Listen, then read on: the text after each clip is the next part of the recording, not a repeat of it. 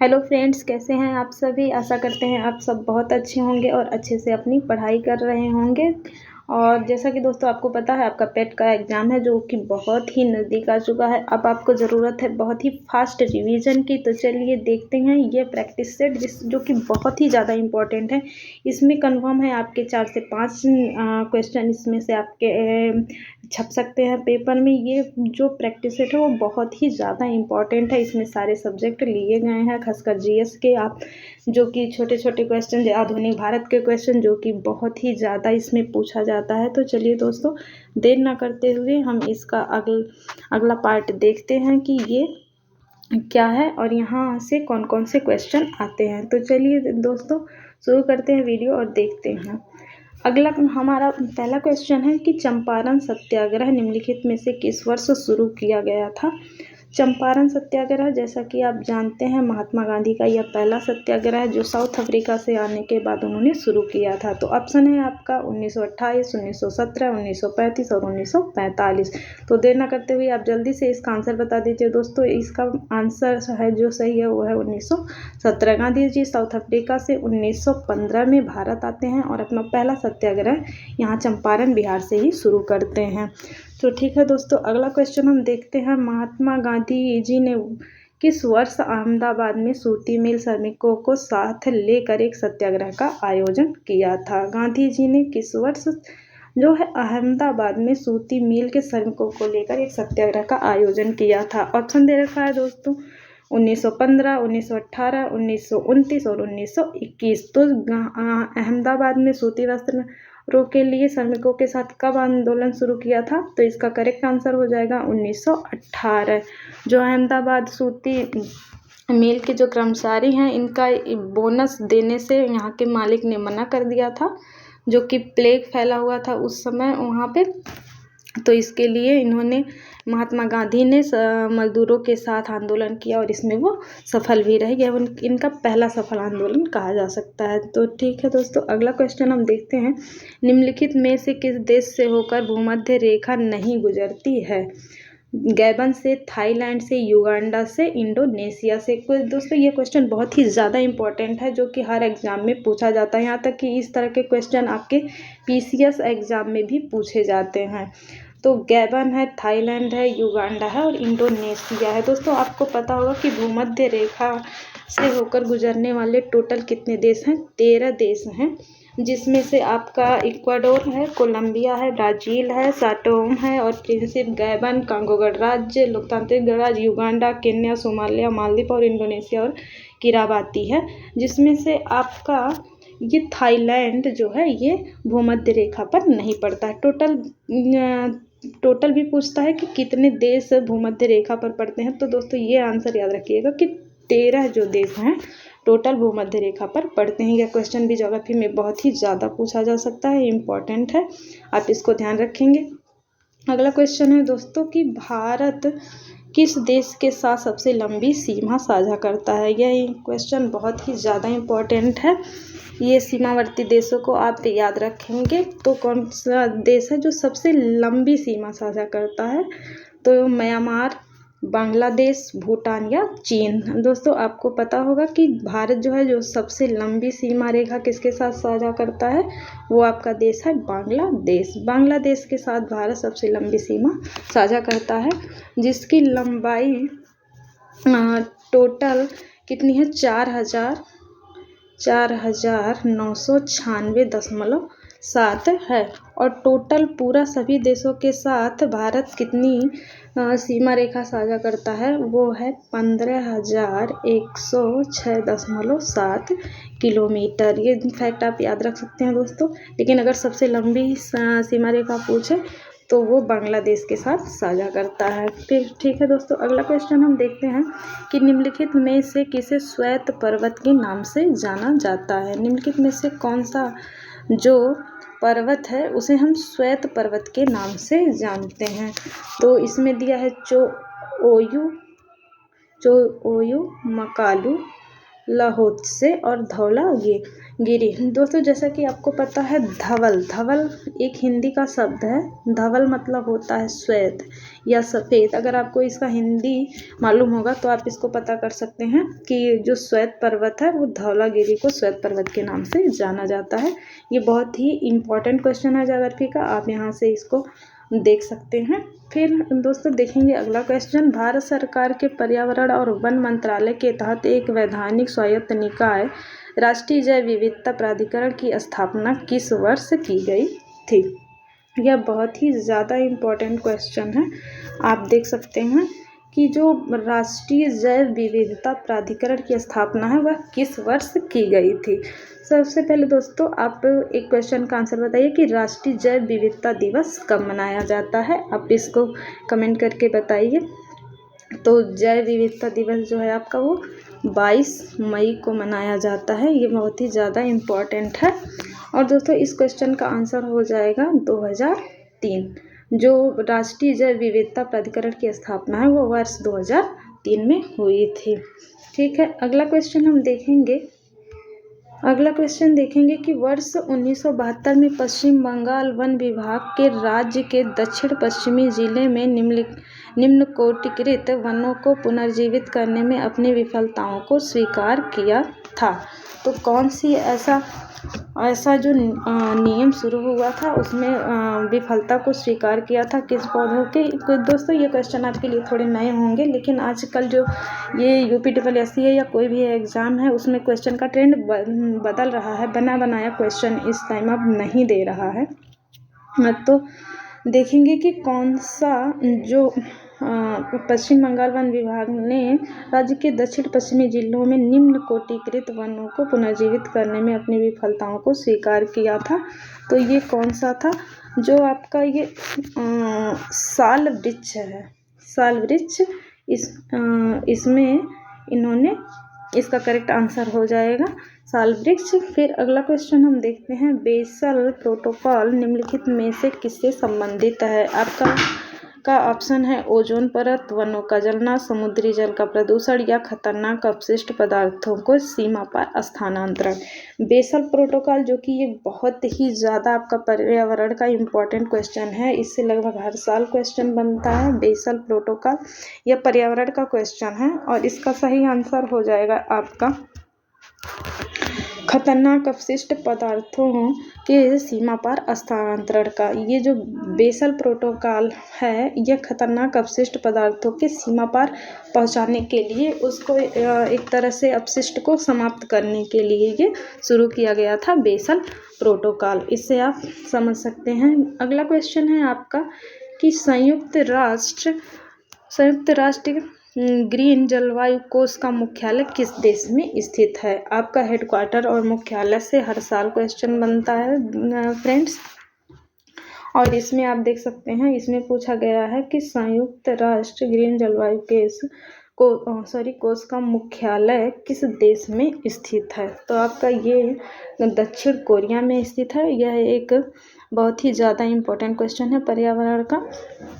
आप समझ सकते हैं संयुक्त राष्ट्र की स्थापना कब हुई थी? आप दोस्तों कमेंट करके इसे बता सकते हैं।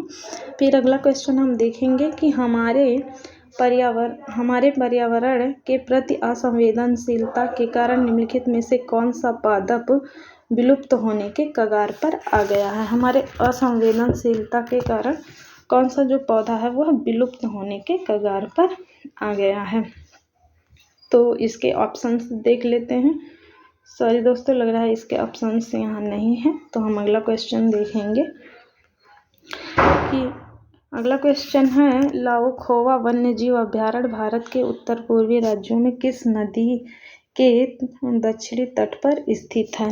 लाओ खोवा वन्यजीव अभयारण्य जो है वो उत्तर पूर्वी भारत के निम्नलिखित राज्यों में से किस नदी के दक्षिणी तट पर स्थित है? तो ब्रह्मपुत्र, बराक,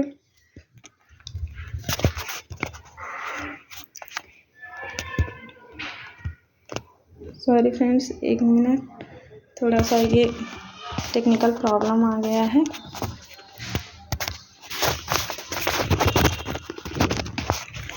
तो अगला क्वेश्चन हम देख सकते हैं अपना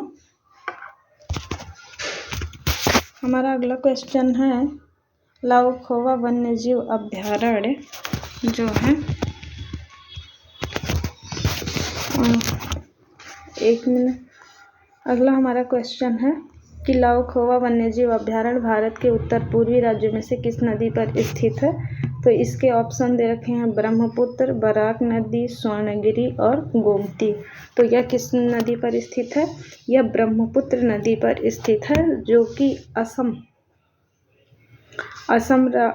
में है। यह असम राज्य के ब्रह्मपुत्र नदी पर स्थित है। इसका करेक्ट आंसर हो जाएगा तो ब्रह्मपुत्र लाउखोवा वन्यजीव अभ्यारण्य कहाँ है? ब्रह्मपुत्र नदी पर स्थित है। अगला क्वेश्चन हम देखेंगे, Indira Gandhi memorial tulip garden जो एशिया का सबसे बड़ा ट्यूलिप गार्डन है वो कहाँ स्थित है? देहरादून में, धर्मशाला में, श्रीनगर में या फिर शिमला में? तो दोस्तों इसका करेक्ट आंसर है श्रीनगर, जो कि जम्मू कश्मीर के श्रीनगर में स्थित है। ये बहुत ही ज़्यादा इम्पोर्टेंट क्वेश्चन है, इसको आप ध्यान रखेंगे। अगला क्वेश्चन है, भारत सरकार अधिनियम 1919 किस और नाम से जाना जाता है? तो रैमजे मैकडॉनल्ड अवार्ड, मॉन्यूमेंटो सुधार, नेहरू रिपोर्ट या मॉन्टेग्यू चेम्सफोर्ड। जैसा कि दोस्तों आपने पढ़ा ही होगा, इसको मॉन्टेग्यू चेम्सफोर्ड रिपोर्ट के नाम से जाना जाता है। दोस्तों टाइम बहुत ही कम बचा हुआ है, इसलिए बहुत ही जल्दी कराने की कोशिश कर रहे हैं ताकि आपका बिल्कुल भी समय बर्बाद ना हो। फिर अगला क्वेश्चन हम देखते हैं, सभा के विचार विमर्श के लिए मार्गदर्शन करने के लिए उद्देश्य संकल्प आंदोलन का प्रारंभ किसके द्वारा किया गया था? जवाहरलाल नेहरू, किरण देसाई, के नटवरलाल या के एम मुंशी के द्वारा? तो देखेंगे दोस्तों कि ये कब शुरू किया गया था। विचार विमर्श के लिए किसके द्वारा शुरू किया गया था? जल्दी से आप इसका आंसर दे दीजिए दोस्तों। तो ये सभा के विचार विमर्श के लिए मार्गदर्शन को शुरू किया था जवाहरलाल नेहरू ने। ये हिस्ट्री का बहुत ही इंपॉर्टेंट क्वेश्चन है। फिर अगला क्वेश्चन देखते हैं, भारतीय संविधान का निम्नलिखित भागों में से कौन सा भाग जिसके संशोधन के लिए प्रक्रियाओं का विवरण देता है? कौन से भाग में संविधान के संशोधन के लिए विवरण दिया गया है? यह क्वेश्चन आपसे पूछा जा रहा है। तो आपका यह भाग हो जाएगा भाग 20। भाग 20 में अनुच्छेद कौन सा है आपका? आपका अनुच्छेद है 368, जिसमें संविधान संशोधन की बात की गई है। आप ये अनुच्छेद जो है बहुत ही ज़्यादा इम्पोर्टेंट है, आप इसको याद रख लेंगे। अनुच्छेद 368 जिसमें संविधान संशोधन की बात की गई है। और अगर भाग पूछा जाए तो भाग को हम बताएंगे भाग नंबर 20। ठीक है, अगला क्वेश्चन हम देखते हैं, भारत के संविधान का निम्नलिखित में से कौन सा अनुच्छेद उपाधियों के उन्मूलन से संबंधित है? उपाधियों का अंत कहने का मतलब है क्वेश्चन का कि जो भारतीय संविधान का कौन सा अनुच्छेद है जो उपाधियों के अंत से संबंधित है? अनुच्छेद 5, अनुच्छेद 26, अनुच्छेद 18 या फिर अनुच्छेद 43? तो ये दोस्तों इसका करेक्ट आंसर है अनुच्छेद 18। अनुच्छेद 18 उपाधियों का अंत करता है। उपाधियों के अंत का मतलब है कि किसी को भी किसी एक स्पेशल पद धारण के नाम से नहीं जाना जाएगा, उसको अलग से, जैसे किसी को राजा महाराजा, ये सब भारत में समाप्त कर दिया गया। अगला क्वेश्चन है दोस्तों, भारतीय संविधान का कौन सा अनुच्छेद राज्यपाल के सभी कार्यपालिका शक्तियों से संबंधित है? राज्यपाल की कार्यपालिका शक्ति से संबंधित है। अनुच्छेद 157, अनुच्छेद 156, 154 या फिर 150? तो देखेंगे कि कौन सा अनुच्छेद जो है वो राज्यपाल के कार्यपालिका शक्ति से संबंधित है। तो इसका करेक्ट आंसर है अनुच्छेद 154। ये बहुत ही ज़्यादा इम्पोर्टेंट क्वेश्चन है अनुच्छेदों में से। ये थोड़ा अंदर से क्वेश्चन है, तो ये इस तरह से फंसाने के लिए ये लोगों को ये क्वेश्चन जरूर पूछता है। अगला क्वेश्चन देखेंगे, भारत के संविधान के निम्नलिखित भागों में से कौन सा भाग नागरिकता से संबंधित है? यह अनुच्छेद का बहुत ही ज़्यादा इम्पोर्टेंट क्वेश्चन है। आपसे पूछ रहा है कौन सा भाग नागरिकता से संबंधित है। तो नागरिकता से संबंधित भाग आपका है, यह भाग 2। भाग 2 नागरिकता से संबंधित है। और सभी भागों को देख लेते हैं।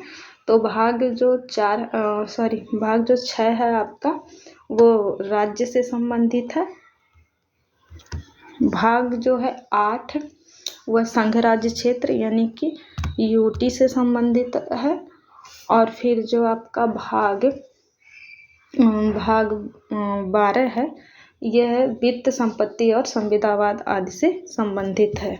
ठीक है दोस्तों, तो अगर नागरिकता से पूछा जाए संबंधित कौन सा भाग है, तो भाग है 2। फिर अगला क्वेश्चन देखेंगे, कोई भी व्यक्ति भारतीय प्रधानमंत्री के रूप में अधिकतम कितनी बार सेवारत हो सकता, अधिकतम कितनी बार हो सकता है, यह क्वेश्चन पूछा जा रहा है। 3 बार, 5 बार, 7 बार या कोई सीमा नहीं। तो दोस्तों भारत में ऐसा कोई सीमा नहीं दिखाया गया है कि भारत के प्रधानमंत्री 1-2 बार चुन सकते हैं। जितनी बार वो चुनाव में जीत सके उतनी बार वो चुने जा सकते हैं, इसके लिए कोई सीमा निर्धारित नहीं की गई है।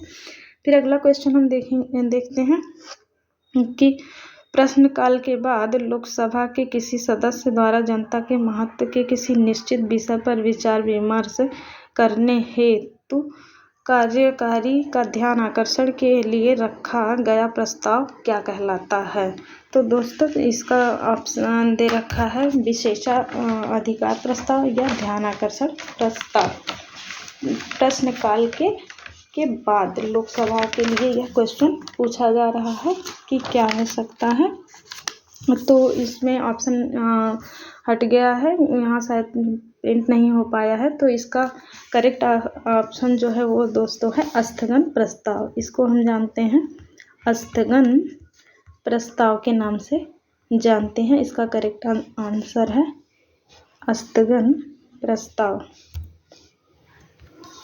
सॉरी दोस्तों, इसका करेक्ट आंसर हो जाएगा स्थगन प्रस्ताव। ठीक है दोस्तों, फिर हम अगला क्वेश्चन देखते हैं।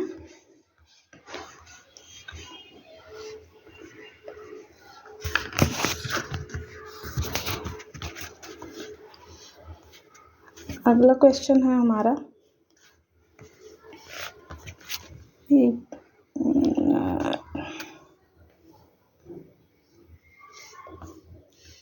सॉरी दोस्तों, लग रहा है कुछ टेक्निकल प्रॉब्लम हो गया है, तो वीडियो यहीं समाप्त करते हैं। Thank you.